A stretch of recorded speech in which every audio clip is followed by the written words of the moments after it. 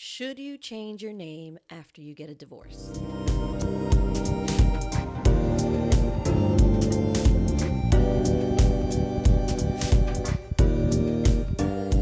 Hi, I'm Josie, the host of the Heavy Pages podcast and a separation survival coach.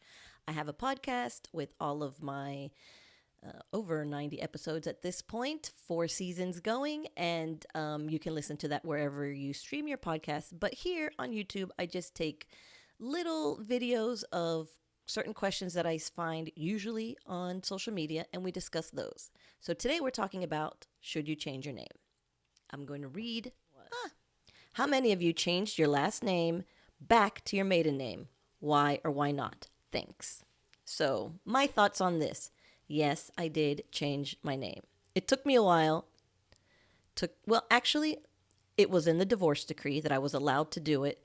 So I did want to add that in there, but it took me a few years after that to do it. But why?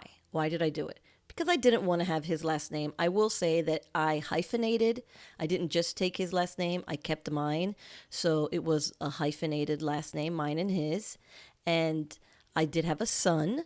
So I know a lot of people say they don't want to change it because they want to have the last name of their child. And honestly, I did, but I didn't. I wish what I would have done was hyphenated my son's last name, because that way we both would have had he would have had both of our names. And I learned from that. And that's what I did with my next child in my next relationship.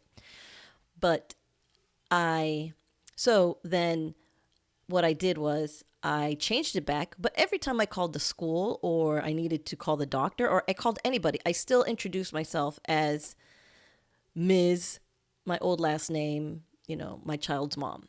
So even though I still referenced myself in that name, I removed it from my driver's license back to my social security card and everywhere else that I could, because I honestly did not want to stay attached to that name. It wasn't my name.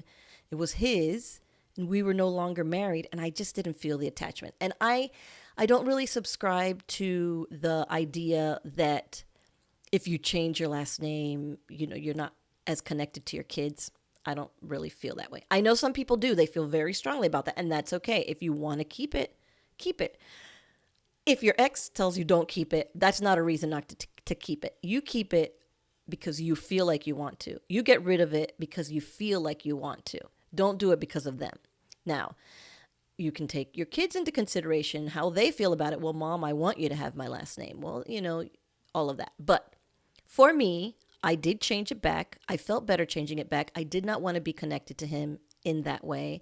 And I still used that last name to speak about myself whenever it had to do with my son's school or doctor. And it was fine. Nobody questioned me. Nobody asked for proof.